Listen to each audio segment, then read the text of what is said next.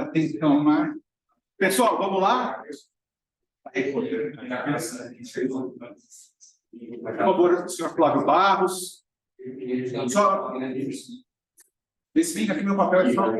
Bom, em primeiro lugar, eu queria agradecer a todos, né? A gente vai fazer mais esse painel ao vivo, digital. A gente está, durante a pandemia, a gente fez muitos desses painéis totalmente digitais, mas acho que é fundamental a gente trocar. O setor de clínicas está passando por grandes transformações, né? Acho que em todas as áreas, pontos pagadoras, pagamentos, não são poucos os desafios, né? E eu acho que a gente tem, e ao mesmo tempo a gente olha muito para a inovação, mas também tem gestão, desafio de negócio. Então aqui a gente tem algumas pessoas muito especiais aí que vão participar desse painel conosco. Convido o Thiago também para sentar aqui. Acho que o Janderson não vai vir. E podemos começar. Podemos. Vou passar a palavra para a Isabela Abreu, CEO fundador da Red Fox, uma parceira de longa data. Bom dia. E uma obrigado ao Márcio Pittenburg, que está online, diretamente de Belém do Pará. Opa, Márcio, tudo bem? Bom dia a todos. Deixa eu ficar de frente aqui que eu consigo te ver. Então, obrigada, Fê, pelo convite mais uma vez. Vai ser um prazer moderar esse painel aqui com pessoas fantásticas, falando sobre o futuro das clínicas, né? E como que a inovação pode alavancar essa área, esse setor, esse negócio, e cada vez mais líderes, cada vez mais empenhados em trazer inovação para, de fato, avançar e trazer grandes negócios aí. Então, vamos lá, gente. Bom dia, Marcos, é um prazer. A gente vai bater um papo aqui, né, mais sobre como que vocês estão conduzindo essa inovação na clínica de vocês, como que vocês veem o futuro das clínicas. Então, falar um pouquinho de, primeiro, né, abrir, o que vocês veem aí como inovação no cenário atual da medicina, da gestão de clínicas, o que vocês estão vendo como tendência hoje? Pode falar, por favor. Vai. Bom dia a todos. Obrigado pelo convite. Obrigado, Fernando. Assim, no mercado, a situação da clínica é uma situação sempre muito difícil, porque nós, assim, comparado com os grandes grupos hospitalares, nós não temos a mesma força econômica, né? Isso conta muito quando você está lidando com operadores de saúde que, na prática, pagam 90% da conta, na grande maioria dos casos, né? Às vezes, em alguns lugares, mais, menos, mas não passa muito de 80% da conta, você não consegue mudar muito isso, né? Quem vai muito bem tem 20% de privado, mas a maioria fica em torno de 5 a 15%. Então, você se vê obrigado a lidar com as operadoras. E quando você não tem a mesma relevância econômica, essa disputa fica prejudicada, né? E eu acho que as clínicas, assim, o papel delas, a força delas vem do atendimento, né, humanizado, dessa questão mais pessoal, que você consegue tratar os pacientes, justamente por ser menor, e isso nos dá força junto às operadoras, né?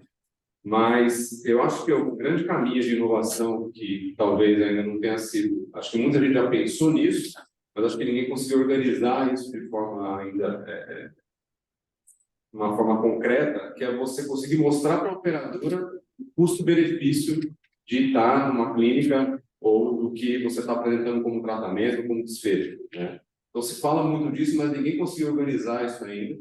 E eu acho que hoje as tecnologias que nós temos, especialmente agora com a questão da inteligência artificial, eu acho que isso pode dar um impulso para você conseguir angariar o máximo possível de informações que você está fazendo e mostrar o custo-efetividade, né? Porque também a situação do operador não é fácil, né? Por que ele vai te pagar mais? Você está dizendo que é bom? Tá, mas e daí que você está dizendo que é bom? Você me mostrar isso. Porque esse cara tem um board lá do outro lado, tem diretor, tem acionista que fala, tá, mas eu vou pagar porque ele é bonito, porque ele tem perfume, porque não tem isso, né? Você tem que mostrar um resultado de fato. E saúde, isso é difícil, você materializar isso, porque são muitas variáveis, né? Cada paciente tem uma questão específica, mas eu acredito que a gente consiga, pelo menos índices gerais, estabelecer a partir de informação. Só que isso passa até pelas informações. O paciente precisa dar acesso à informação dele, a gente precisa centralizar essas informações, né? E precisa ter estudo de custo-efetividade, tudo isso custa dinheiro, e esse é o problema. Então, o que eu quero dizer é o seguinte, né? Você chega para um operador e fala, olha, é o seguinte, esse paciente precisa fazer todos os pacientes vão fazer uma bioimpedância, porque a gente precisa ver a proporção de gordura que ele tem no corpo, e a gente sabe que quanto menos ele tiver, menor índice de infarto, de AVC, ou de outros desfechos, quaisquer que sejam, diabetes, qualquer coisa. Eu preciso mostrar que ele fazer esse exame e ter esse acompanhamento, a gente conseguir diminuir essa massa gordura, por exemplo, por exemplo, vai diminuir em X a conta dele. Esse estudo não é fácil de fazer e custa dinheiro, precisa ter um investimento nisso. E a questão é quem é que vai fazer? São as clínicas, os hospitais? São as operadoras? Elas são interessadas nisso, mas elas não se mostram dispostas a gastar dinheiro com isso.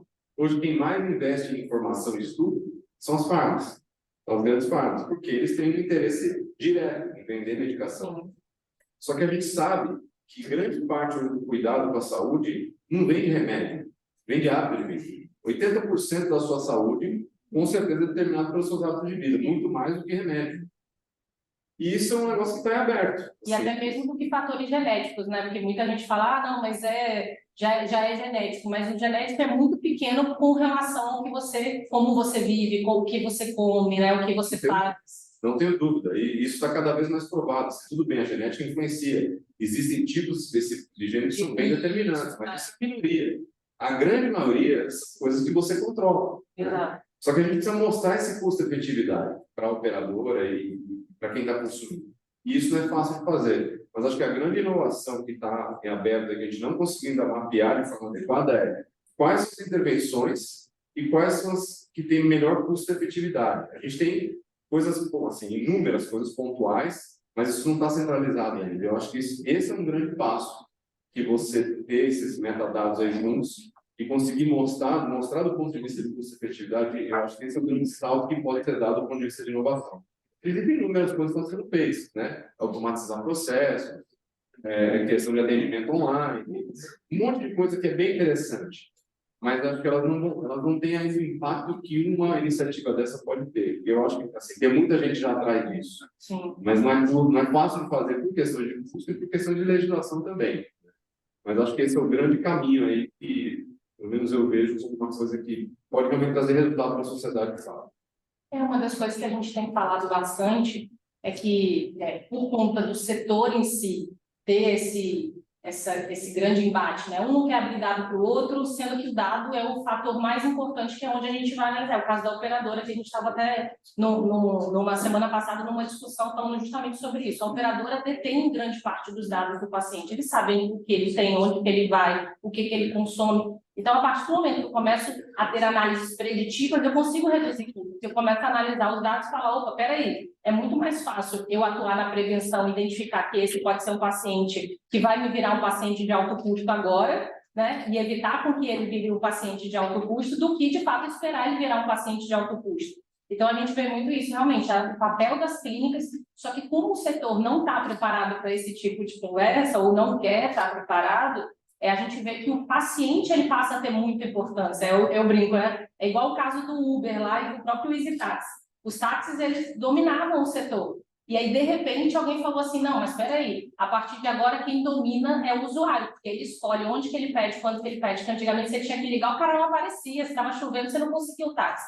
E a partir do momento que as pessoas começaram a utilizar, eles tiveram que se adequar. Então, eu acho que vai acontecer muito essa transição do paciente falar assim, não, meu amigo, agora o dado é meu, eu vou para onde eu quiser, onde, né, eu consigo fazer, de fato, o acompanhamento, e cada vez mais eu vejo essas gerações preocupadas com a saúde. Então, a nova geração está cada vez mais preocupada com a saúde, de focar na prevenção, de fazer, de ir para a academia, de comer mais saudável, né? Então, eu acho que a gente vai começar essa grande transformação pela população e pela educação. E você, doutor Flávio, o que você vê? O doutor Flávio é do Sebrae, né? Então pode se apresentar. E o que você vê nesse cenário? Assim, você está muito próximo dos pequenos, né, também.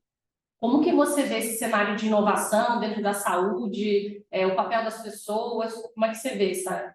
Bom, inicialmente eu gostaria de agradecer o Fernando pelo convite e está tentando contribuir no trabalho que ele faz, participar com vocês aqui. Eu fico, desde ontem que eu fico assim um pouco, poxa, só tem fera aqui, só tem CEO, só tem cara top, só tem, a gente toca ali pequenos negócios. Na verdade, eu trabalho no Sebrae Nacional já há 8 anos, trabalho na unidade de competitividade. A gente trabalha em prol do pequeno negócio. A gente tem dados lá, inclusive identificados na base de dados da Receita Federal, são cerca de 1 milhão de negócios ligados à saúde no Brasil. E desses 1 milhão, 85% são pequenos negócios. Eu vejo aqui seguro de grandes empresas, de grandes laboratórios, hospitais, mas a massa da saúde, né, são pequenos negócios. E são pequenos negócios que não acreditavam que o Sebrae poderia ajudar. Então, agora a coisa mudou bastante, mas até alguns anos atrás, antes da pandemia, o Sebrae não tinha nem muita prioridade para a saúde, porque não era muito demandado.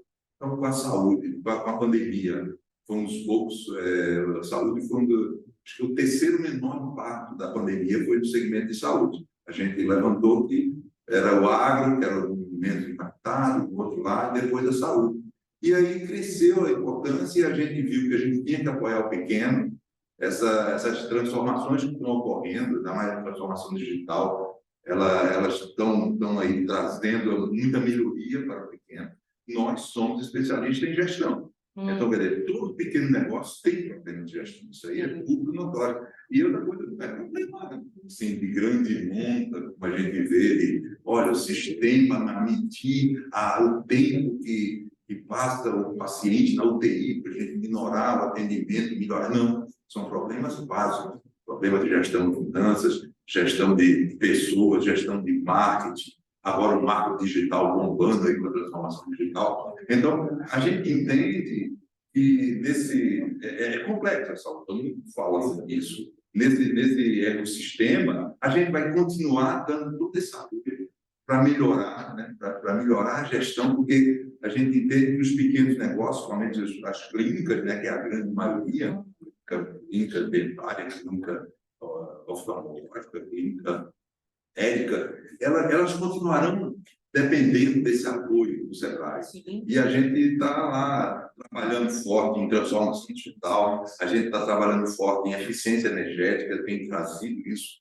nos nossos eventos, passando pequenos, olha, isso aqui é futuro, isso aqui você tem que atentar para isso aqui. Melhorar a capacidade de gestão da tua clínica, porque é nos pequenos negócios que você vai diminuir essa burocracia, diminuir esse trabalho, esse esforço, para centrar no paciente, né? Que é o futuro da medicina está na maior interação, maior tempo possível médico-paciente.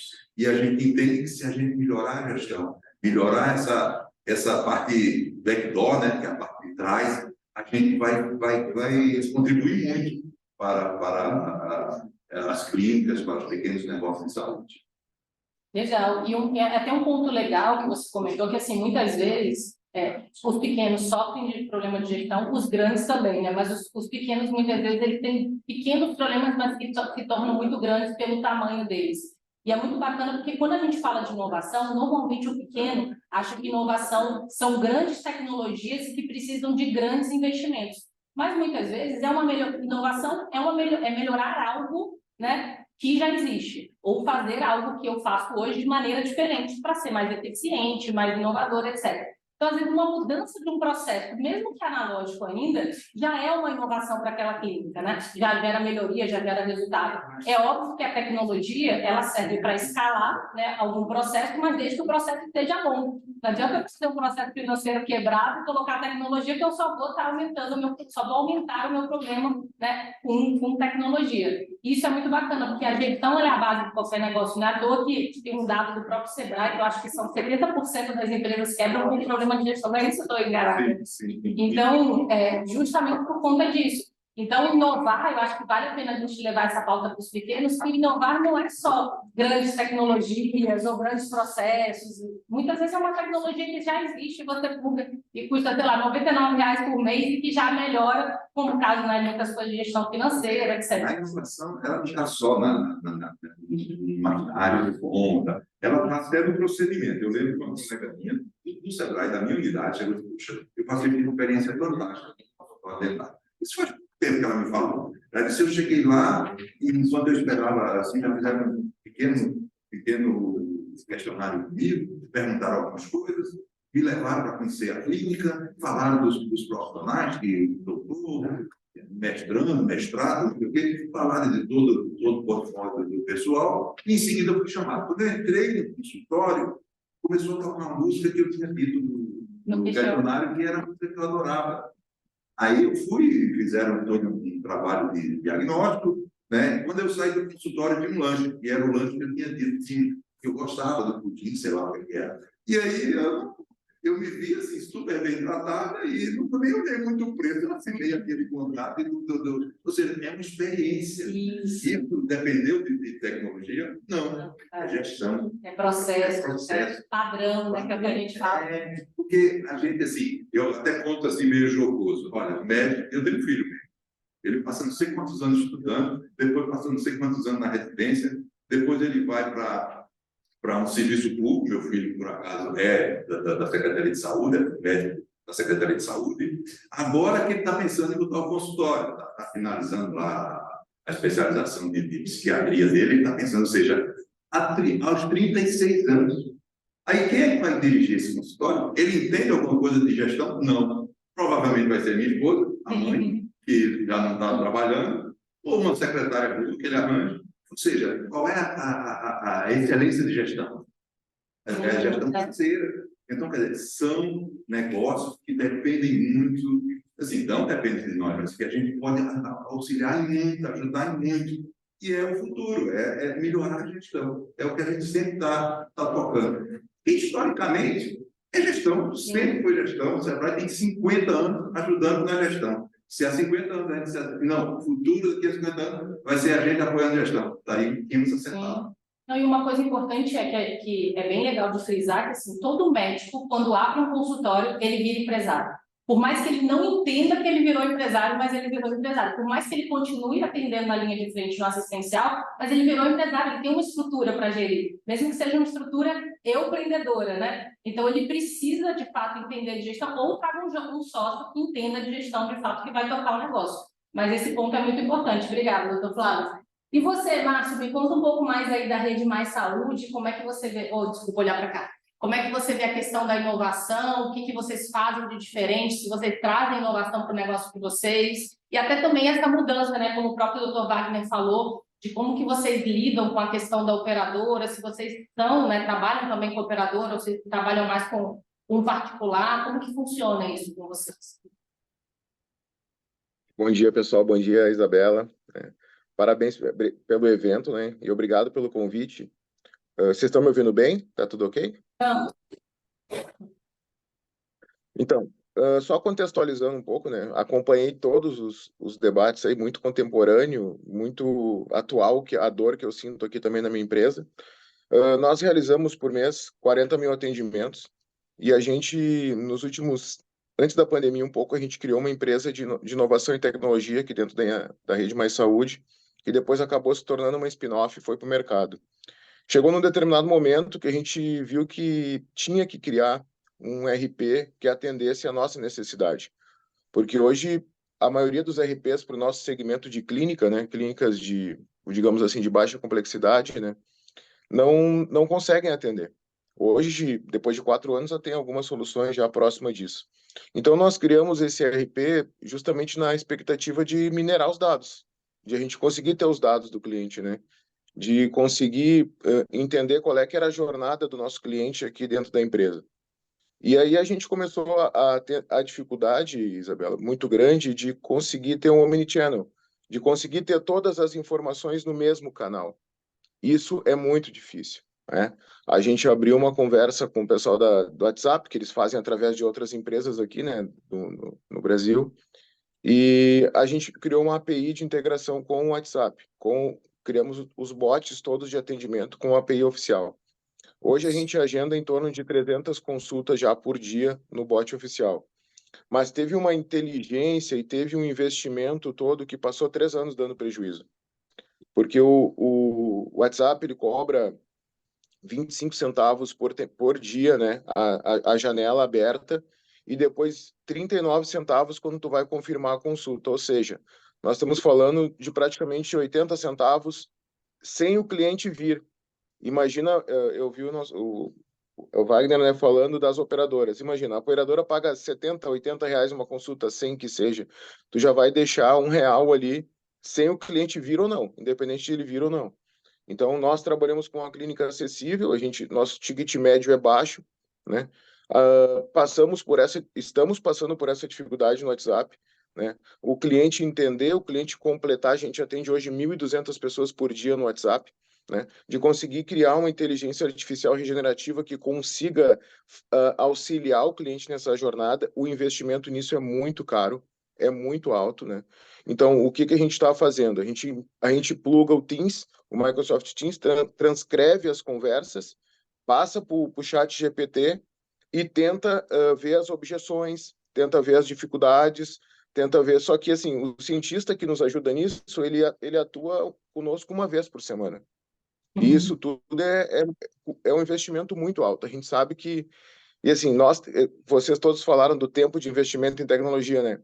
A gente está investindo nisso, sei lá, a gente tem um budget para isso, né? Mas assim, tem empresas mundial que já estão muito mais rápido que isso. Talvez quando a nossa solução estiver pronta, ela já está ultrapassada. Então, a gente fica nesse impasse da tecnologia, né? Será que eu, pequeno, nós somos uma clínica, enfim, considerada a nível Brasil, a gente não tem um tamanho tão grande para conseguir fazer um investimento desse porte em tecnologia. Mas a gente está fazendo porque a gente gosta, que a gente é aficionado, a gente acredita nisso. Mas já tem outras empresas fora do Brasil, outros fazendo. Quando a minha ficar pronta, a outra já devem estar muito mais avançada. Então, tu fica assim, será que eu espero? Né? Eu comecei a fazer o bot do WhatsApp há 4 anos atrás. Só que daí tinha que contratar um dev, tinha que contratar enfim, um programador na época da pandemia que passou a ganhar 30 mil reais um programador. E aí, como é que tu vai manter uma equipe de desenvolvimento interno? Enfim, hoje nós temos 8 programadores, né, desenvolvendo essa solução que faz com que a gente consiga melhorar. Daí, o que que nós estamos fazendo?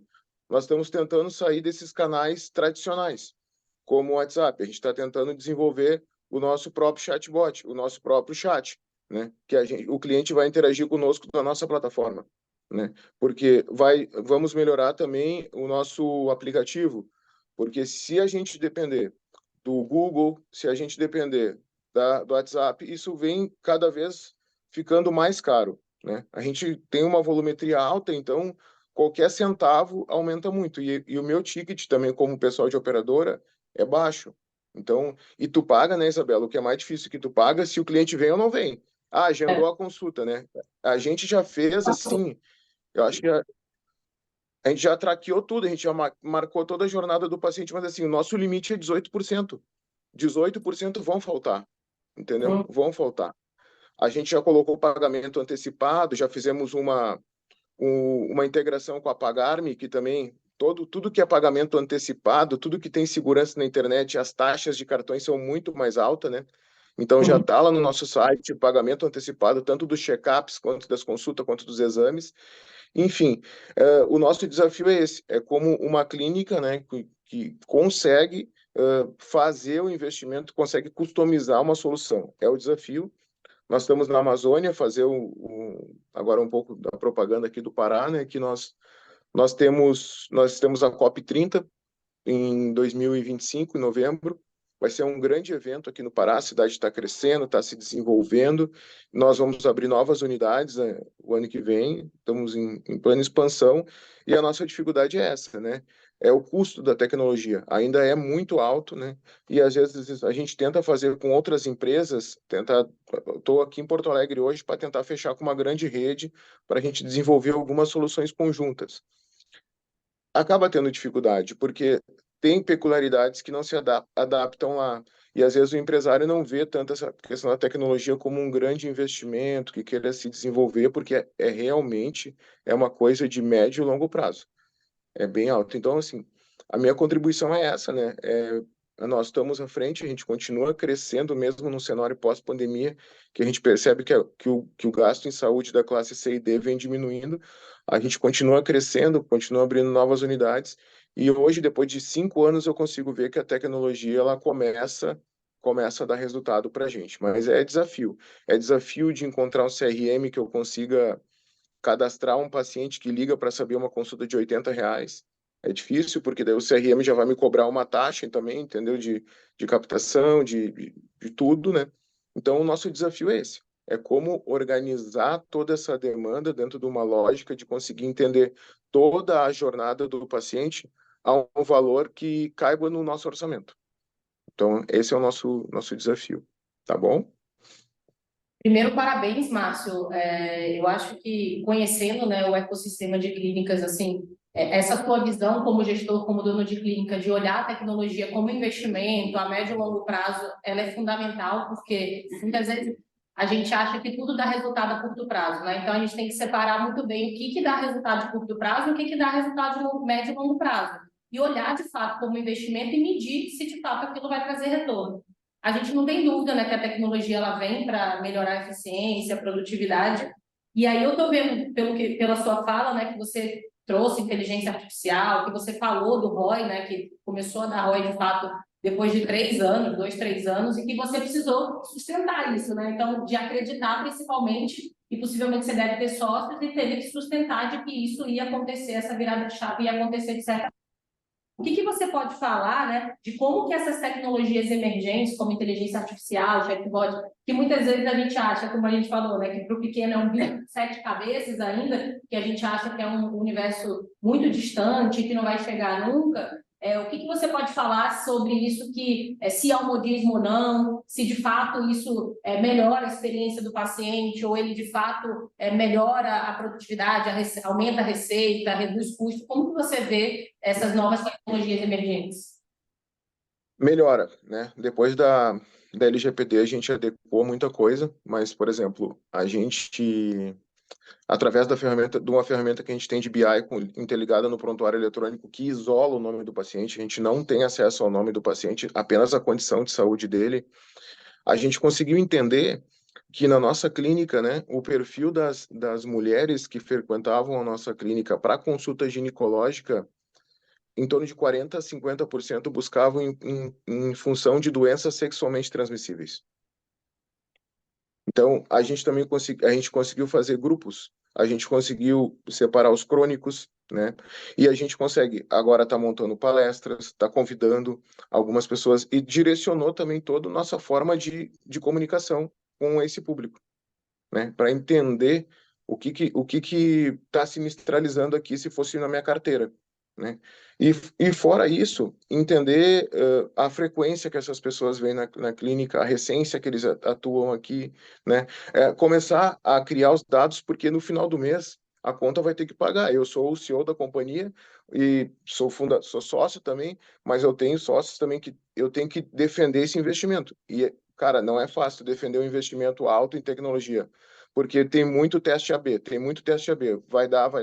O que eu mais fiz nos últimos tempos é rodar o MVP, rodar um MVP. Roda MVP desse projeto, roda MVP, deu, pivotou, vai, não deu, para. Então a gente tentou várias coisas até ir acertando. Mas assim, entender a jornada do paciente e tu conseguir ter uma equipe de vendedores internos, vendedores externos que consigam melhorar, porque eu sou 100% particular, então eu tenho que ter performance de venda. Eu tenho que ter performance de atendimento. Eu meço o NPS de cada médico. Após o atendimento, tu consultou na minha clínica, 1 hora depois, 2 horas depois que o médico encerrar o teu atendimento, vai uma ficha de avaliação. Então, como que está o atendimento? Eu preciso medir isso em tempo. A jornada precisa ser medida em várias fases. Então, essas ferramentas tecnológicas me ajudaram, né, ajudaram a companhia a entender isso. E por isso que hoje a gente está conseguindo expandir. Levou muito tempo isso, tá, Isabela? Levou muito tempo. E assim, foi muita dedicação, muita dedicação para poder ter essas ferramentas que pudessem entender o cliente, porque é aí que a gente conseguiu ganhar escala. Aí que a gente conseguiu trazer o cliente para nossa carteira, acompanhar o que ele precisa, entregar um produto mais customizado. E eu sigo nessa jornada. Tem muita coisa, por exemplo, essa questão que eu coloquei do Teams com inteligência artificial, é uma coisa que ainda está incipiente. É muito caro, mas eu tenho certeza que no futuro isso vai se pagar, né? Bom demais. E aí, então, para o pessoal que está aqui, como é que vocês veem essa questão da tecnologia, da inovação e da resistência com relação tanto às pessoas, os profissionais médicos, quanto eventualmente os pacientes e até mesmo os sócios, né, dentro da organização, que às vezes a gente tem sempre aquele líder inovador que quer trazer inovação, quer trazer melhoria, mas a gente ainda tem uma série de pessoas envolvidas que são mais analógicas ou mais resistentes. Como é que você vê isso, doutor Wagner? Esse é um desafio grande, porque justamente é o que você está falando. Você lida dentro da clínica com pessoas até de diferentes gerações, né? E mesmo dentro dos seus sócios, você tem pessoas de outras gerações, e às vezes essas diferenças, às vezes, não é sempre, mas as diferenças geracionais às vezes causam. É difícil você convencer a pessoa que não está ligada à tecnologia, que não está enxergando como que isso está trazendo benefício, mostrar essa relação de benefício que ela vai ter investindo, né? E eu entendo a dor do Márcio lá quando ele fala que tem que vender isso para os sócios, porque muitas vezes esses sócios não estão diretamente ligados à operação. Então eu não condeno também eles questionarem muito, porque é difícil para eles enxergarem onde é que esse dinheiro está indo, o benefício está trazendo. Mas quem está mais na operação percebe claramente. Você acaba de fazer investimento e começa a ter o benefício, você percebe.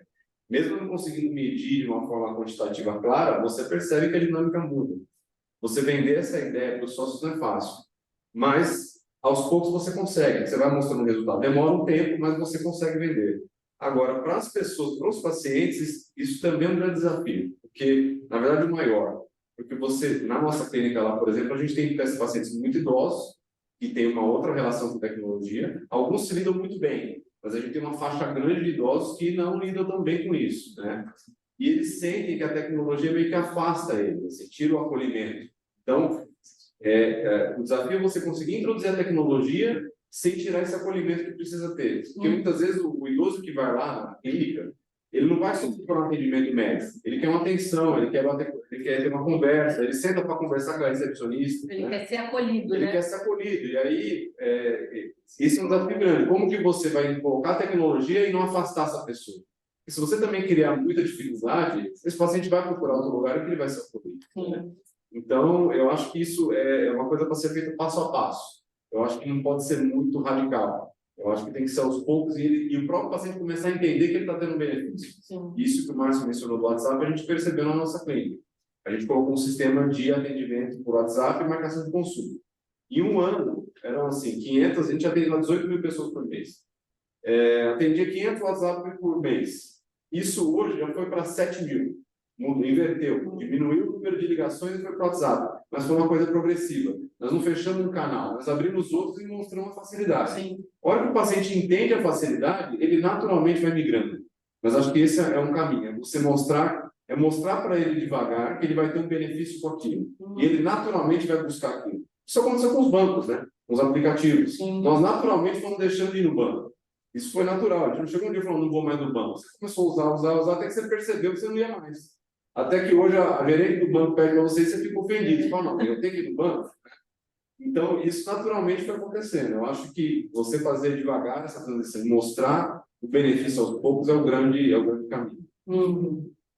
Eu penso que a experiência e a iniciativa que o Márcio está fazendo é fantástica. O Fábio, eu acho que é meio até fora da curva, porque eu não vejo muita clínica desenvolvendo todo o sistema dele, porque é caro. Sim. E porque tem que ter muita devoção, né, para poder você abdicar dos seus lucros, que não são muitos, para investir tanto, e ele mostrou que não é.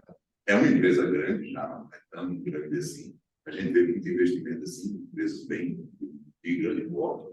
E o Wagner aqui falou uma coisa interessante. Ele disse assim: olha, lá na minha clínica são os idosos, não tem idosos que se relacionam bem com a tecnologia, mas tem idosos com certos.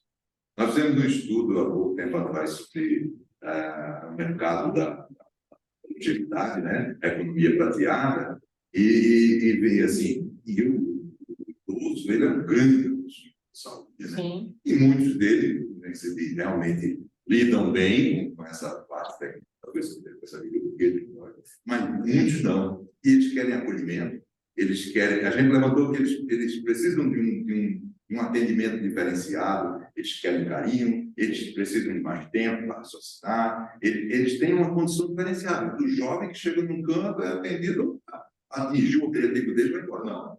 O idoso ele precisa de um atendimento muito diferente. A gente tem tratado, inclusive, essa economia prateada até de forma transversal, embora na saúde ela seja um pouco maior, porque a gente está sempre levando ao empresário: olha, você tem um pequeno negócio, mas você não trabalha só para o jovem. 30 milhões de brasileiros hoje em dia são acima de 60 anos. Cada vez mais a gente está invertendo a pirâmide, né? Invertendo a pirâmide já está assim, está parecendo uma mulher grávida. como é que se diz? 50 a mais, assim, acima de 50 anos, são 54 milhões de habitantes. 54 milhões de consumidores, não são crianças. Sim. Todos eles são adultos, e consomem muito, e pagam conta, sustentam até a família. Então, quer dizer, é um desafio você desenvolver a tecnologia num atendimento para humanizá-lo, mas, ao mesmo tempo, precisa de ferramentas de tecnologia bem avançadas e nem todo mundo está em condições de interagir. Então, realmente, a inteligência artificial veio para ficar, ela aos poucos, ela é dados, né? E todo mundo que trabalha com dados, ele tem resultado, ele sabe onde tocar, onde fica a dor, aparece a dor, aparece o problema. É uma coisa que vem para ficar, mas a saúde é um pouco mais lenta, né? A saúde tem processos mais antigos, ela não se reinventa fácil como outros mercados. Então, realmente, é um sistema complexo, é diferenciado, é lento, tem muita gente, muita empresa, muita variável, não é fácil. Uma das coisas que é muito importante para o pequeno, que até estava falando com uma das pessoas aqui do Hub, né, que tem clínica, e uma vez ele me perguntou, Isa, o que eu faço para me diferenciar? O setor dele é bem específico, porque está tendo uma grande fusão e aquisição. Então, tem um grande fundo que tem comprado diversas clínicas do setor dele. Ele falou, o que eu faço? Eu me preparo para vender ou como que eu me diferencio? Eu falei, a diferenciação vai ser na experiência do paciente, na forma com que você lida com ele. Trazer comodidade, os grandes vão trazer, que é agendamento online, check-in antecipado, quando você chega lá, isso é comodidade, isso qualquer um daqui a pouco vai ter, né? Porque a tecnologia vai se tornando cada vez mais acessível. Isso qualquer um vai ter, mas o trato de como que você chama, que é o que a gente fala, né? Que é o engajamento e o relacionamento com o paciente. Que é como você se relaciona com ele. Você sabe o nome dele, você sabe se ele é casado, você sabe se ele tem filho, você sabe se o nome do cachorro. Então, esse relacionamento com o paciente que é o diferencial, que a tecnologia nunca vai substituir, né? Que é esse face-to-face, essa pegada, que por mais que você facilite, mas você, hoje, por exemplo, grande parte dos pacientes, no caso de consumidores, eles trocam de uma empresa para outra pelo serviço. E pela qualidade do serviço, na verdade, né? Então, não é porque é A ou B.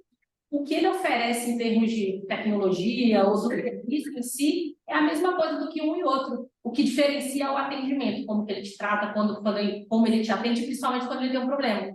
E a gente fala muito isso, né? Que a saúde não é um parque de diversões. Você não vai lá porque você quer.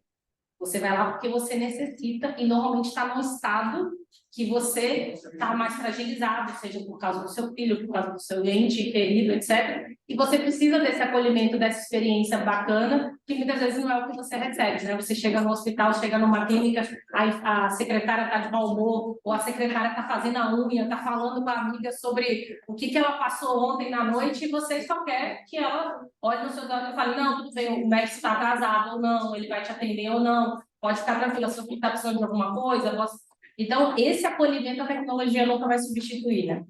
Então, para a gente está com um tempo curto. Então, eu vou só finalizar aqui. Como é que vocês, então, imaginam, aí pode começar pelo Márcio, o cenário, né, da medicina, da gestão de clínicas, com base em tecnologia ou não, mas principalmente focado em inovação, que a gente falou de gestão, processo e até mesmo a própria tecnologia, dos próximos 5 a 10 anos, sabendo que o Márcio está bem avançado, apesar dele achar que não, mas, Márcio, você está se comparando com grandes benchmarks externos até, porque o Brasil interno, né, até pelo próprio fala do próprio Dr. Flávio, e a gente também que conhece, navega muito por clínicas, você está num patamar realmente acima da grande média do mercado. Sim. E eu convido vocês, né, a visitar lá o nosso bot, né, a gente até não tem o número, depois eu posso deixar aqui, tem também nosso agendamento web com pagamento antecipado. Mas eu só quero fazer a última parte, assim, né, de tudo que vocês falaram aí nessa rodada, é muito importante a gente conseguir que essa jornada do atendimento seja só uma parte dele, né? Seja só uma parte, porque quando o cliente chega na nossa clínica, a gente tem um atendimento também, um calor humano que a gente tenta traduzir dessa forma. E eu percebi uma grande coisa, né? Quando eu trabalho com o público C&D, eu trabalho no Pará, eu tenho dificuldade com tecnologia. né? Eu tenho dificuldade com internet, por isso que a teleconsulta lá não avança tanto, né? Como avança em São Paulo e em outros lugares. Mas depois da pandemia, durante a pandemia, para receber o auxílio emergencial, a pessoa tinha que ter acesso à internet. Então, eu acho que eu não tenho acesso a esses números, mas depois da pandemia a gente conseguiu ter o acesso das pessoas, enfim, qualquer pessoa com a classe conseguindo acessar a nossa plataforma e fazendo agendamento. Então, houve um avanço muito grande assim de pessoas usando a plataforma para buscar serviços, né, depois da pandemia. Então, eu não sei como é que vai ser daqui para frente, né? Eu não sei, a tecnologia vai tão rápido que eu não sei. Eu sei que a gente vai testando e se não der, a gente para. É esse o nosso conceito. E agradeço pela oportunidade de participar mais uma vez. E hoje é um dia de grande aprendizagem, né? Não só nesse painel, como em todos os outros. Obrigada, Márcio. Então, para finalizar, uma frase que vocês possam falar do que vocês veem como o futuro das clínicas dos próximos 5 a 10 anos. Eu acho que o futuro é ir no caminho que o Márcio está falando aí, que ele está fazendo na prática, que é bem louvável, né? A gente tem que, assim, mesmo sendo pequeno, nós vamos ter que dar um jeito de investir em tecnologia. A gente não tem como competir com os grandes com isso, mas eu acho que a tecnologia também está ficando esse acesso está ficando mais barato do que era há 10 anos atrás. Então, acho que a gente tem que começar a buscar os caminhos e investir nisso, porque se a gente não investir nisso, a gente realmente não vai ter como acompanhar o mercado. E assim, esse investimento vai ter que ser feito. Eu acho que o que você mencionou é importantíssimo, né? As empresas grandes é que pensavam em fazer isso, mas hoje as empresas menores vão ter que começar a fazer também, né? Que é o que eu acho que, inclusive, o que as próprias pessoas vão ter que começar a fazer. Eu acho que essa distância da tecnologia, né? As pessoas, a gente tem uma coisa que é assim, o pessoal da TI, e eu falo isso em casa para meus filhos. Daqui a 15 anos não vai ter o pessoal da TI só. Você vai ter que saber uma linguagem de alguma coisa. Você não vai poder ser leigo.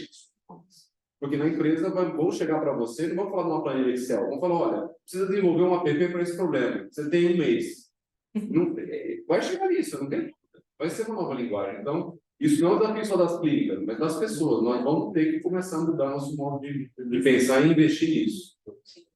Hoje nos Estados Unidos, toda criança já sai da escola e entra na faculdade já sabendo pelo menos uma linguagem de programação. Bom, doutor? Como é que se diz? O que a gente vê é a diferenciação, né? Ou seja, pequeno, eu entendo que a clínica do Márcio já é um maior e ele está investindo pesado. Eu não sei se o médico que tem só a sua clínica, ele vai conseguir fazer isso. Provavelmente, esse tipo de ferramenta vai se popularizar, ele vai para a prateleira e ele vai comprar e vai colocar. Se ele não colocar para melhorar o atendimento dele, né? Porque, em suma, ele quer tempo para interagir com o paciente dele, o backdoor tem que ter funcionando bem, ele vai ficar para trás, ele vai fechar e vai para o serviço público, vai ser empregado da clínica, não vai se preocupar com a clínica, porque vai trabalhar com um maior, né? Mas eu penso que isso aqui é inevitável, né? A tecnologia está avançando de uma forma tal e não tem jeito, né? Antigamente a gente assim, falava assim, o que é Click Sense? É uma ferramenta que desenvolve aqui um painel, mas hoje em dia a gente já está dominando aquele aí, todo mundo que trabalha em empresas já domina aquele negócio e tem lá um SharePoint, né? Ou seja, realmente a tecnologia caminha passo claro, não vai ser diferente na saúde, né?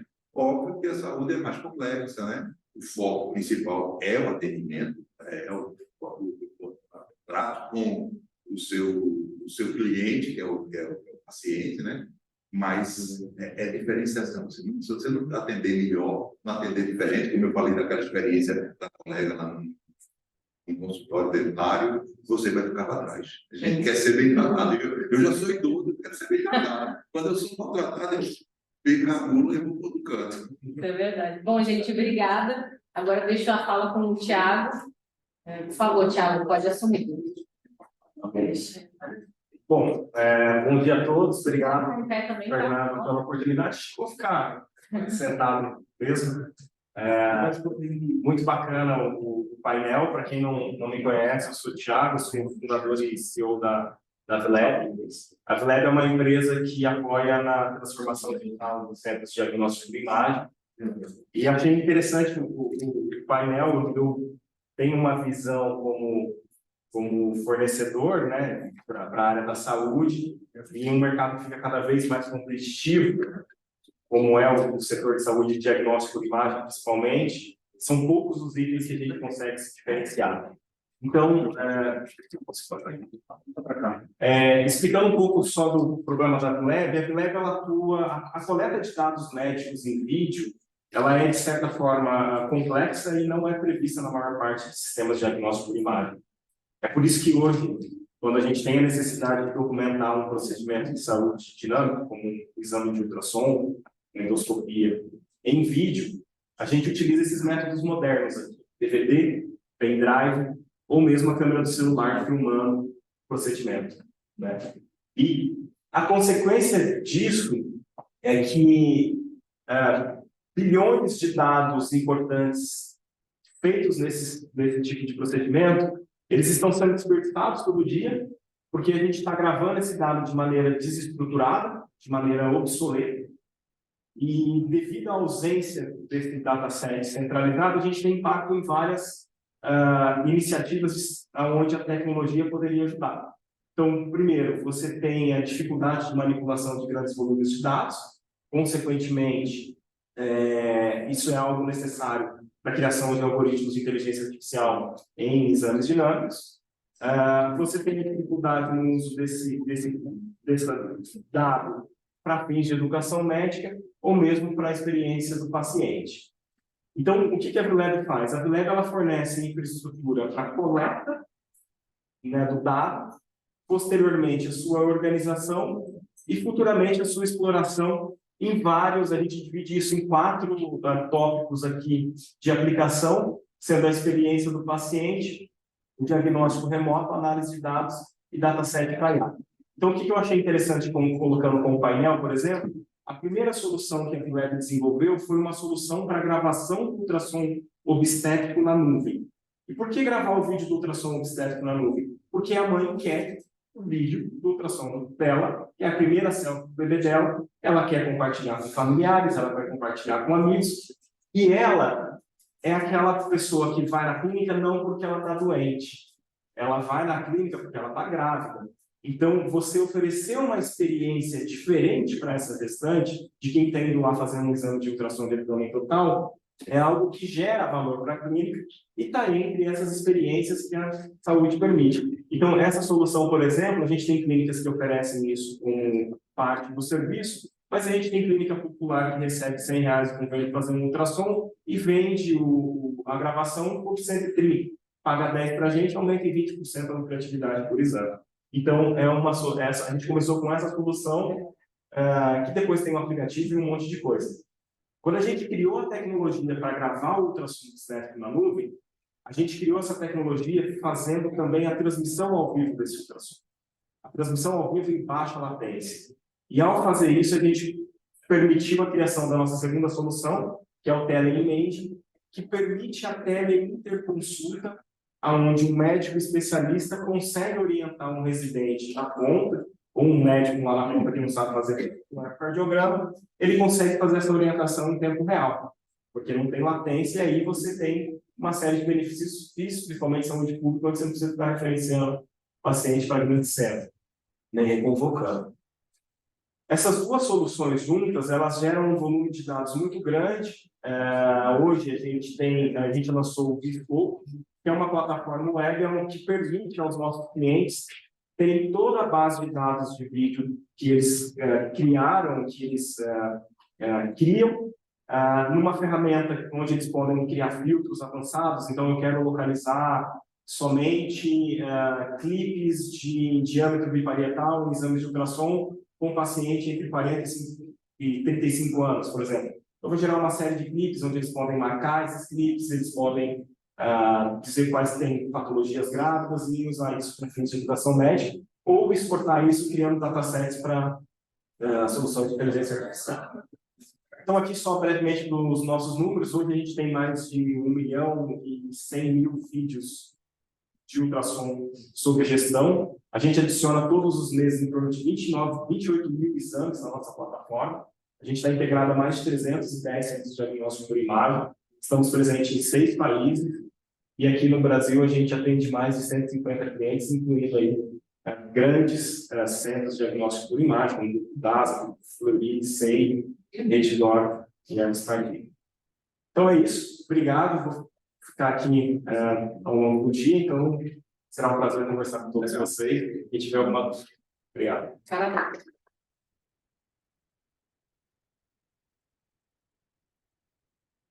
Bom, obrigado, pessoal. Você vai fazer a finalização? Sim. Tem alguma pergunta aqui, alguma manifestação? Por favor, mas Cid, só levanta, que o microfone é aqui na frente.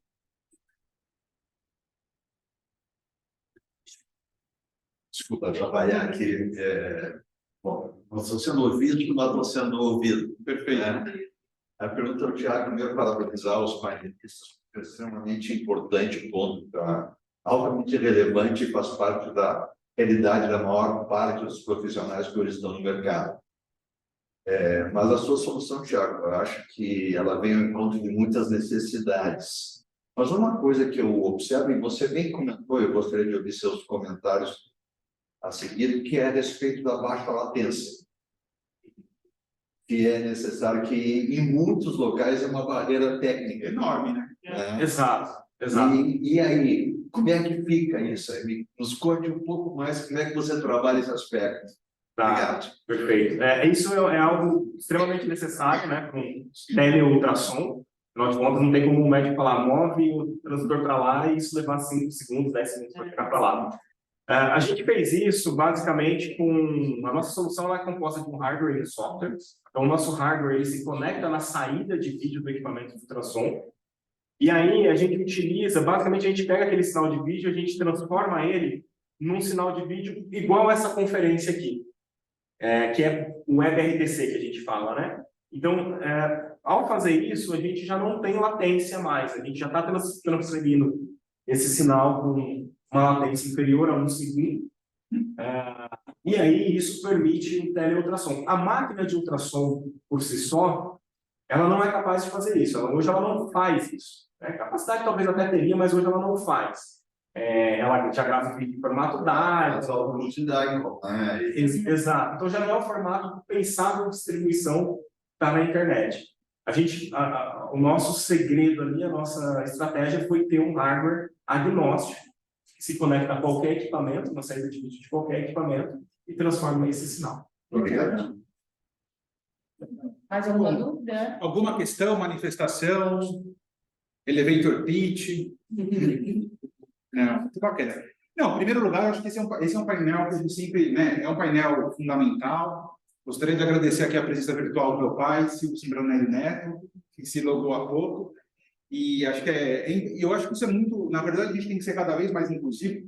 Também, né, muito feliz de ter conosco o Márcio Bittencourt, de Belém do Pará, quer dizer, que é a clínica, a Rede Mais Saúde, a maior clínica da região, a maior clínica acessível da região norte do país, que lida com essa realidade amazônica, né?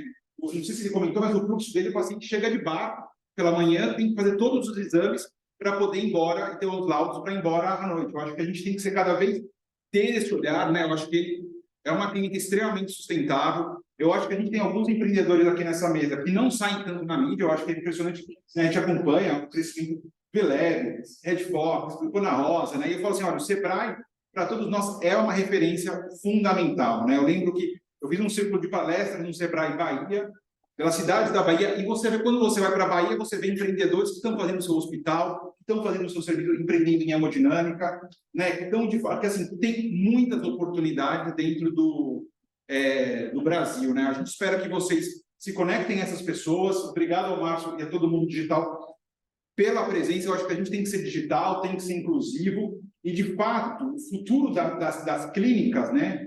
Realmente passa por muito diálogo, muita transformação, muita gestão e muita governança também, né? Eu acho que agora cada vez mais o ESG está em pauta, e eu acho que a gente tem que subir o nível de governança, né? Então, eu acho que a presença do Sebrae aqui conosco, na pessoa do Flávio Barros, eu acho que isso ilustra isso. Eu acho que a gente tem que buscar capacitação de forma constante, né? Falou que meus avós lá no nosso Alambique sempre foram, né, parceiros do Sebrae. Eu acho que é uma instituição que eu tenho um enorme orgulho. Uma salva de palmas a todos.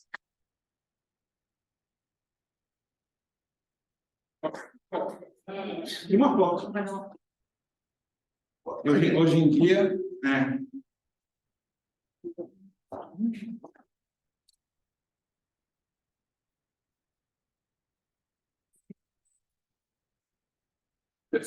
Aproveito agora os participantes dessa mesa para ver se levantarem e querem aqui participar da foto. E, por favor, postem no TikTok, Facebook. Marketing, né? Eu remarketing, né? Venham aqui. Não tem. Tava de sala.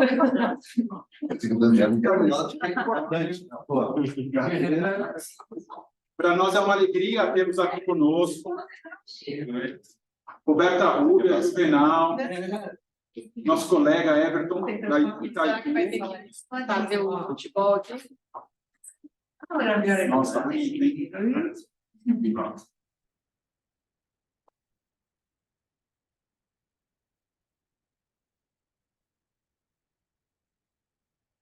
Obrigada, gente. Obrigada.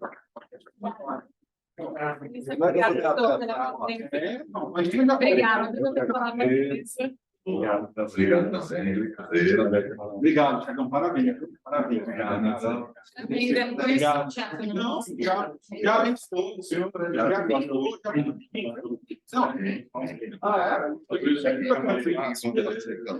E aqui é bom, tá? Eu já quero. Ah,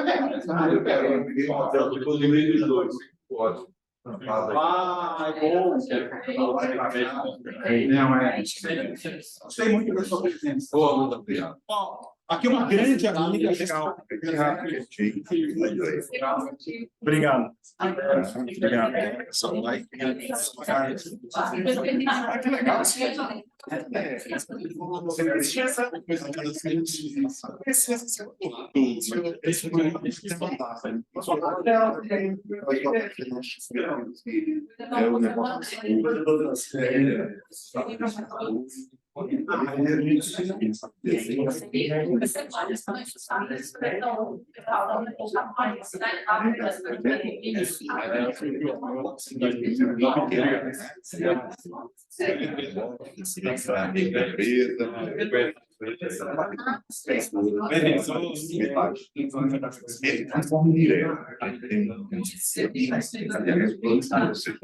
Só que pais têm sido fornecedores.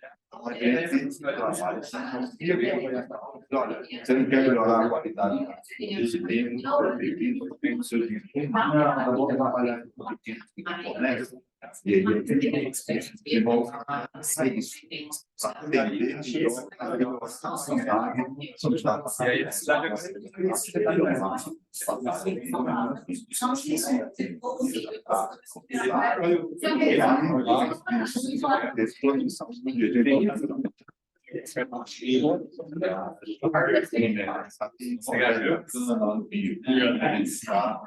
Olhando já um ano seguido que a gente intervenção em média quantidade.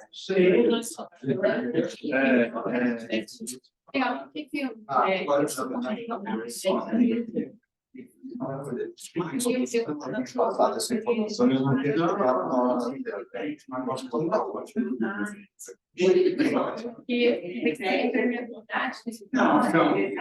Não sei se você falou isso antes. Ela acaba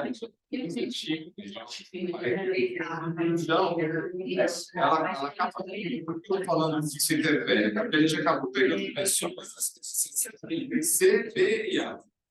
O cara não era A. E era cedo, mas ao longo da vida ele foi virando lá, mas ele foi uma vez na clínica. Então a gente isso, são 3 unidades, mais 2. 3 unidades uma de a outra atendimento de laboratório. Dia tem ambulatório. Nessa hospital-dia, fica num bairro que é um bairro mais assistência. Ali a gente pega mais mais alimento. É uma coisa mais mas tem muita gente assim. Tá no jeito.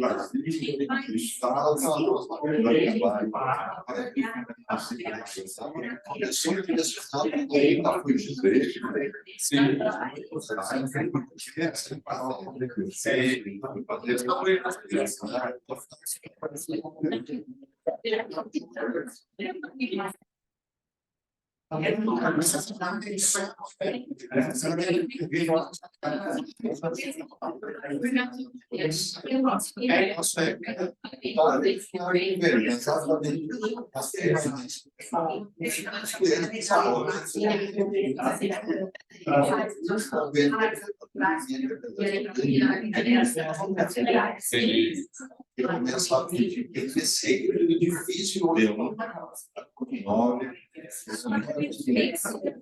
5, oportunidade de participar aqui.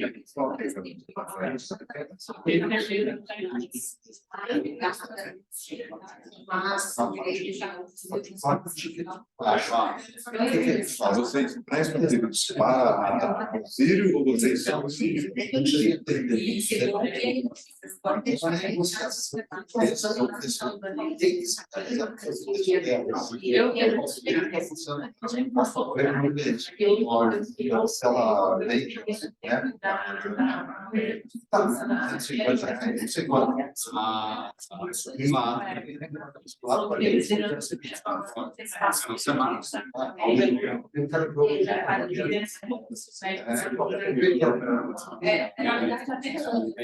Ela vem, mas você faz as duas, você faz consultação. O nosso fórum, pessoal, E aí agora você já dá uma pegada, né? Claro. Cabeamento.